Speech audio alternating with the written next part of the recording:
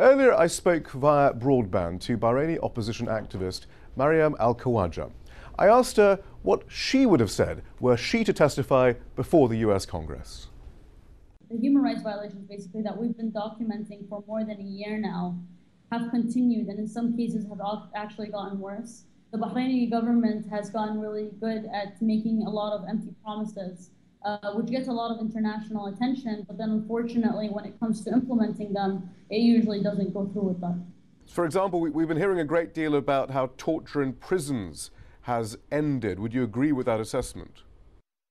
Definitely not. As soon as a couple of days ago, when they arrested around 40 people in one night during one of the protests, which was called the self-determination protest, we received several reports of people who were beaten. In some cases, it seems to have amounted to torture. There were children under the age of 18 who said that they were reportedly given electric shocks by the police officers. And so we definitely have received continuous reports throughout the many past months that torture has continued.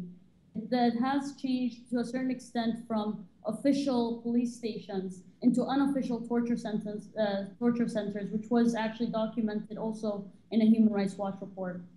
How would you assess the US's role in all of this?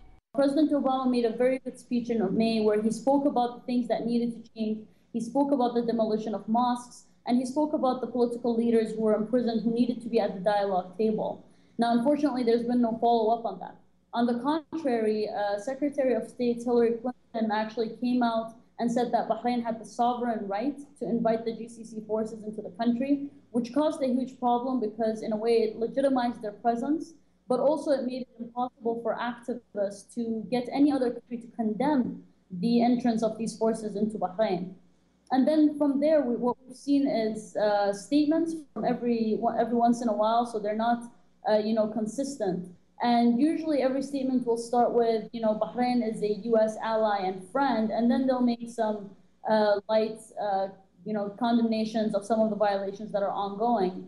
But I think one of the most disturbing issues is the fact that the United States resumed selling arms to Bahrain despite the ongoing violations, despite the fact that the Bahraini government did not implement their own recommendations, and also the fact that, a US former police chief, John Timoney, was actually brought to Bahrain in what was called an attempt to reform the police. But unfortunately, since then, what we've seen is that the violations by the police have actually increased. So what people right now feel towards the United States in Bahrain is that the United States is to Bahrain today what Russia is to Syria. What do you mean by that? Well, Russia, what's seen in the Syrian situation, and of course, you can't really compare the situation on the ground because of the difference in violence and so on. But Russia has a base in Syria. And throughout the Syrian uprising, Russia has consistently supported the Syrian regime. Now, what's going on in Bahrain is sort of the same thing. The United States has based the Fifth Fleet in Bahrain. And what we've been seeing is that instead of taking a very strong stand against human rights violations in Bahrain, they've actually supported the Bahraini government by giving them arms or selling them arms amongst, very lightweight condemnations against human rights violations. But in reality, there hasn't been any real pressure to attempt to stop the human rights violations that are still ongoing and widespread in Bahrain. What do you make of the argument, though, that such is the complexity of the region and such is the symbiotic relationship between the US, Bahrain, and Saudi Arabia, that the US doesn't necessarily have the sort of leverage it takes to push Bahrain and Saudi Arabia towards democracy? I disagree because, first of all, the United States needs to be consistent when it comes to human rights and supporting the call for human rights. They cannot say that, we're going to support human rights in Syria, for example, or in Egypt, for example, or wherever else it happens. But when it comes to their allies, they say, well, because they're an ally, maybe we won't support the call for human rights and freedom.